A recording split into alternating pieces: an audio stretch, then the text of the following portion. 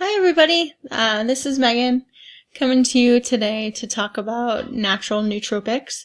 I chose this to look at this in particular because there's so many synthetic medications on the market that quote-unquote enhance brain function, and I wanted to present something that was a little bit more natural that may do the same. Many of the Adderalls and the Vyvanse pills of the world today don't stay in the possession of their rightful patient. And so a lot of times there ends up being folks that are taking things that want that gratification, that want that cognitive enhancement, those are not meant for. They are drugs, they are synthetic, and not necessarily meant for folks that don't have ADD or ADHD. But that in and of itself is a whole nother chat. So, jumping in, what are these things?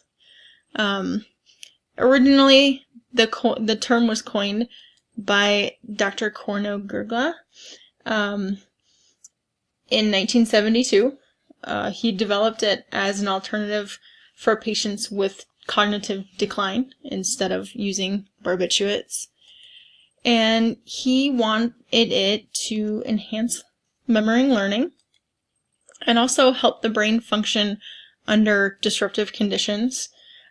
He deemed this term to want to have certain qualities. So that enhancing memory and learning, enhancing learned behaviors, and resisting harm. He also wanted to increase the efficacy of cortical and subcortical mechanisms. And so he wanted something that was not necessarily not occurring in nature. So why do we care? Why are these relevant to all of us? A lot of us are going on to further education, and I wanted to look into something that maybe would help us along the way when we feel like our brains are quote-unquote fried. Interesting fact is these were originally used for Alzheimer's and dementia. So these herbs that we're going to look at were originally used to help people that had that cognitive disorder or lack thereof. So what they do, they increase vasodilation in the brain. So they increase that blood flow, give more blood flow to the brain. Interestingly enough, they also reduce inflammation. So taking down some of that cerebrospinal fluid and making it circulate a little better. Improve synaptic transmission. And they also lack any sedative, stimulant, or toxic effects. So that's what Dr. Gurgla wanted to do, is have that lack of stimulant or toxic effect. How do they do it? How do they work? They work partially in a dopaminergic pathway, specifically the mesocortical limbic pathway. So from the midbrain to the prefrontal cortex, they produce dopamine. That in turn goes to the nucleus accumbens, and therefore we increase our mood. So positive thinking, positive attitude. From there we go to, some of them also have a cholinergic pathway. So releasing acetylcholine into the synapse, which then increases that brain function. And it also binds to the postsynaptic receptor and elicits that response that we like to see so much. A couple of examples for you. These three are occurring in nature naturally. They come in supplemental form. I'm going to give you guys a handout for this guy right here. And then I wanted to feature piracetam because that's the original one that was developed by Dr. Gurgla as looking at nootropics. But these guys are well known, especially in Europe and of course in Asia, where they have been used for many, many years. So looking at ginkgo biloba first, it's known for increasing blood flow to the brain, so that vasodilation happens.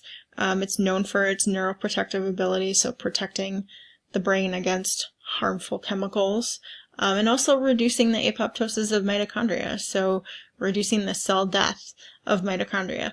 Like anything and everything, every supplement you ever take, there are side effects to these. So I chose to kind of take a look at what the side effects would be, potentially, if you take them and your body does not react in a very favorable way to them. This particular one, you may get an upset stomach, nausea, and restlessness. Restlessness guy right here. Upset stomach doesn't feel so good.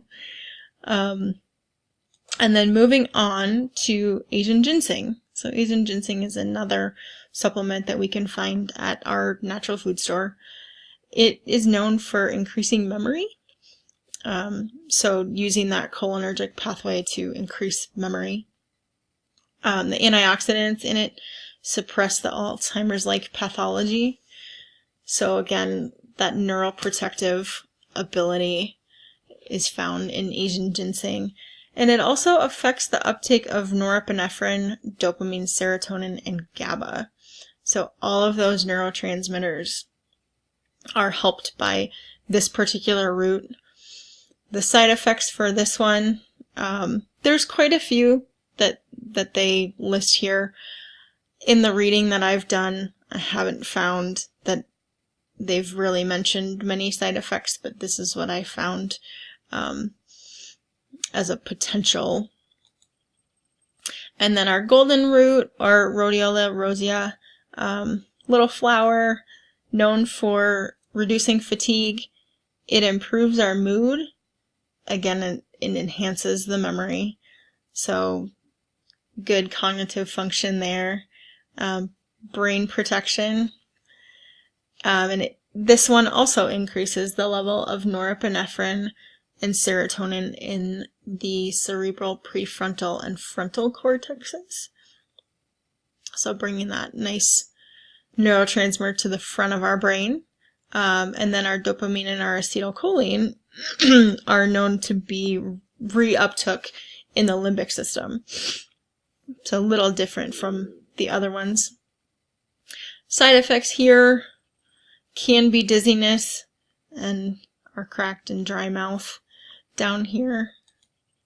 Last but not least, piracetam. This is the one that we're looking at that is synthetic, created in the lab. Dr. Gergen originally developed it to try to treat Alzheimer's. So you can see that there's quite a bit of it that's glutamate. A little bit of GABA, acetylcholine, catecholamine, and serotonin. So this has a very well-developed neurotransmitter complex in it. It's not well researched, so that's why I stayed away from some of the synthetic stuff. Its side effects, there's a few more: weight gain, restlessness, headaches, and sleepiness. And so that's looking at the natural nootropics. Hopefully you guys learned a little bit. This particular pitch is on my end not meant to be anything that is a quick fix. The things that I've read all say that these are very slow acting for the most part. A lot of the synthetics, nootropics, are meant to be a little bit faster of an uptake of a reactor. But it's still they're still relatively new, aka the jury is totally still out on these guys. But all the peer-reviewed articles I've read, which are right here, were great. They did a great job of explaining everything that I was interested in and gave me a little bit more insight into what might help me in the future. And hopefully you guys learned a good amount from what I've spoken about today. Feel free to ask any and all questions that you have. And this is Megan signing off for the night. Hope everybody enjoyed.